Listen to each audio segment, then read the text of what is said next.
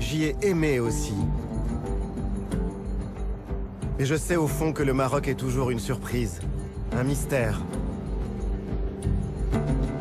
Comme pour tant d'autres voyageurs avant moi, le Maroc se dérobe à mes yeux. Il se cache derrière des images, celles des paysages majestueux.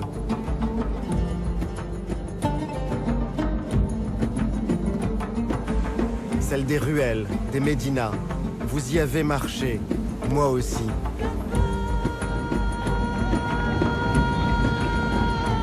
Le Maroc se montre comme un royaume de tradition.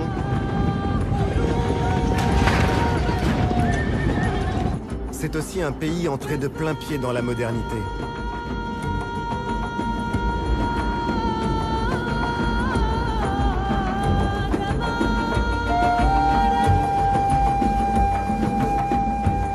Certains, les yeux perdus à l'horizon, le voient comme un pays de marins, battus par les vents.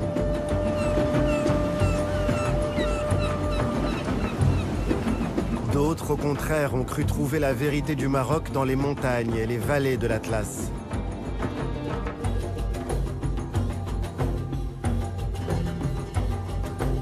Pour les anciens géographes, le Maroc est le pays du soleil couchant, à l'extrémité du monde arabe.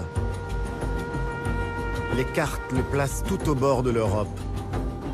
Et c'est aussi une porte ouverte sur les profondeurs du continent africain. Et si ce pays était à la croisée de tous ces chemins? Où bat le cœur invisible du Maroc? Voici l'histoire de cette quête. Voici l'histoire d'un voyage avec Yann Arthus Bertrand. Avec lui, avec moi, partez à la découverte du Maroc. Le Maroc, vu du ciel.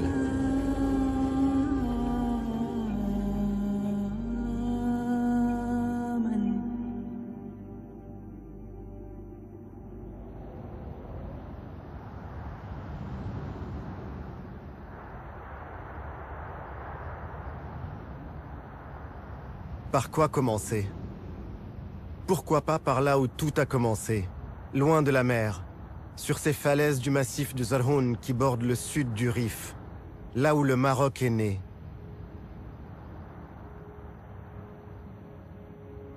Dans cette petite ville qu'on dirait comme accrochée à des pitons rocheux, tout témoigne des origines de l'État marocain.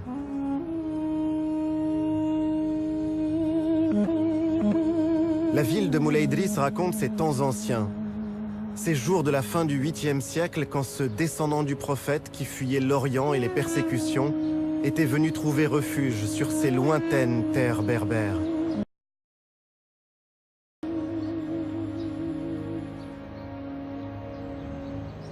Aujourd'hui encore, Moulay Idriss est un lieu de pèlerinage. On passe cette porte pour admirer le mausolée du fondateur de la première des dynasties, les fontaines, les écoles coraniques.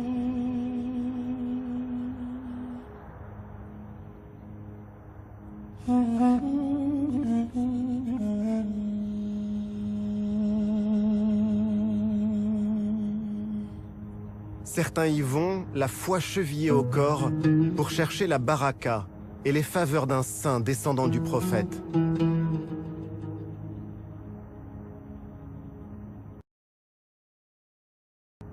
D'autres gravissent les falaises de Moulay Idriss pour admirer la plaine et en contrebas, une ville plus ancienne encore. Volubilis. Volubilis aux plusieurs vies. On lit dans ces ruines comme dans un livre. Les prospères de l'Empire romain ont vécu berbères, juifs, chrétiens puis musulmans. On devine encore la splendeur des riches demeures. Et de mosaïques. Chacune d'elles raconte une histoire. Les 12 travaux d'Hercule, ce héros un peu marocain. Hercule, demi-dieu de la mythologie qui vint ici, sur ces terres pour vaincre le géant Atlas.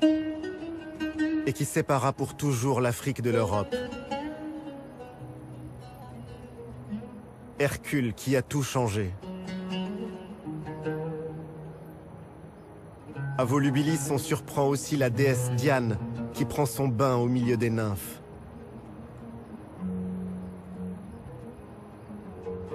Ces ruines disent encore les croyances qui se superposent. Des dieux de la mythologie aux vestiges d'une basilique chrétienne.